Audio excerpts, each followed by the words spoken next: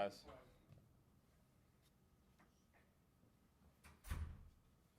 Looks like you're unmuted, so as soon as we get some hands going, we'll get this thing started. Go ahead, Bo. Dansby, I was telling Snip that TP many years ago said that he thought that bullpen games could work in the postseason. What, from an offensive perspective, if you're preparing to face a team that's going to maybe send 7 or 8 relievers at you, do you think that may be more challenging than, getting used to a guy for 3 or 4 at bats?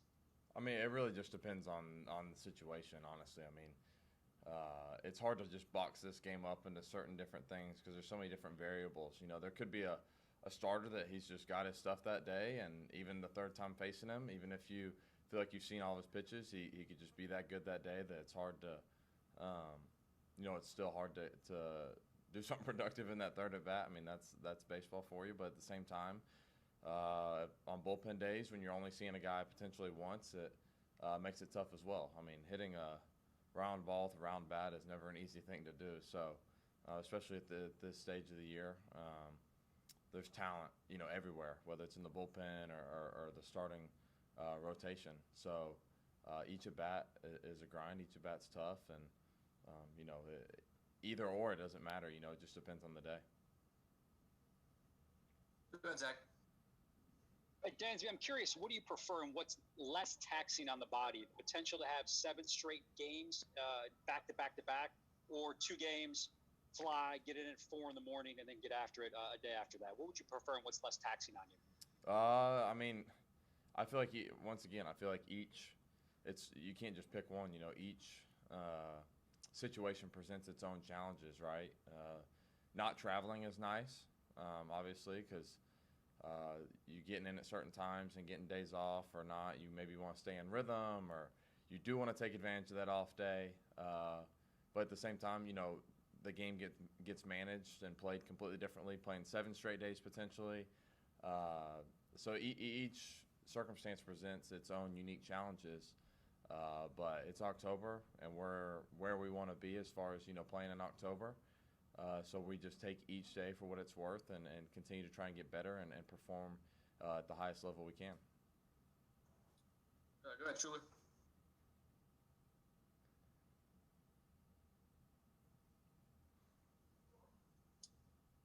You've been with Wash now all 4 of your full seasons. What kind of impact has he had on you as a defender? Say that again. I didn't hear the first part. Could you say that again, please? You've been with Wash all 4 of your full seasons. What kind of impact would you say he's had on you as a defender? I mean, I would say, honestly, Wash has made a huge difference. Not that I wasn't a good defender before, because I feel like I've always had, an ability to defend ever since I was a little kid. But the consistency in which I do that has grown tremendously due to him, not only just because of the stuff that we do each day to prepare, but mentally I feel like he's helped me a ton. He's given me the confidence to just be who I am.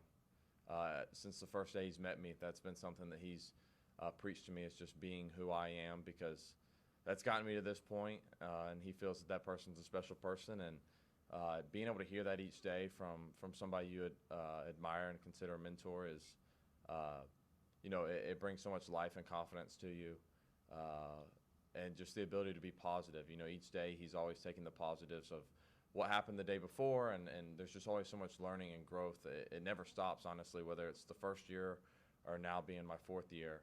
The growth and desire to learn almost grows stronger each day, and I credit a lot of that to him. So he's a huge piece of this team, and I think people are really realizing that, just the influence he's had on not only myself, but all the other guys in the infield, all the other guys on the team, really.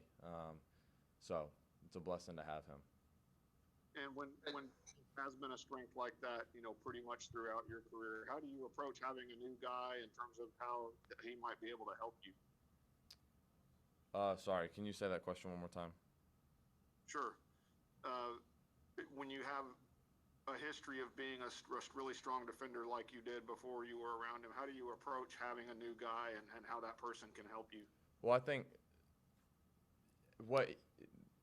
I guess the things that I was kind of taught my whole life. I was blessed that my dad is a really really smart baseball guy and taught me to field ground balls. Honestly, I still field ground balls the same way that I did when I was 6. And you can go back and watch videos. Like, I'm still field ground balls the same way. Pretty much have been preached the same thing since I was a little kid about catching the ball out in front, playing aggressively on defense, coming to get the ball, those kinds of things. And Wash just kind of reaffirmed that. And like I said, we do the drills to do the consistency each day. I remember when I was a little kid, me and my mom would sit in the living room watching a game or something, and we'd be bouncing like short hops to each other, just like Wash and I do now. So it's just a lot of years have gone into trying to become a better player, and Wash just magnifies that. Go ahead, Jared.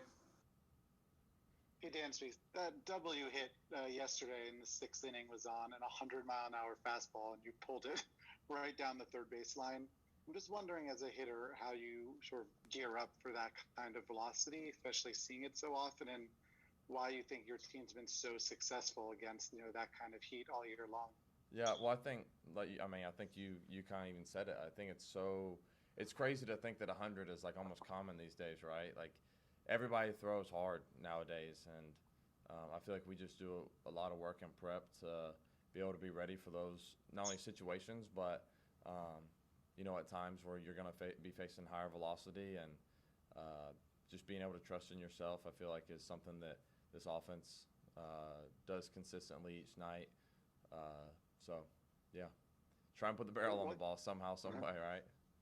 I mean, what, if anything, can you actually do to train for that kind of speed? Because obviously BP, you're not seeing anything like, Yeah, well, I mean, 100s, right? Yeah, I think, well, at the end of the day, I mean, BP really is just kind of a rhythm setter for the day, more so than anything. And you can utilize BP for certain things that people don't see that you're doing behind the scenes to get ready.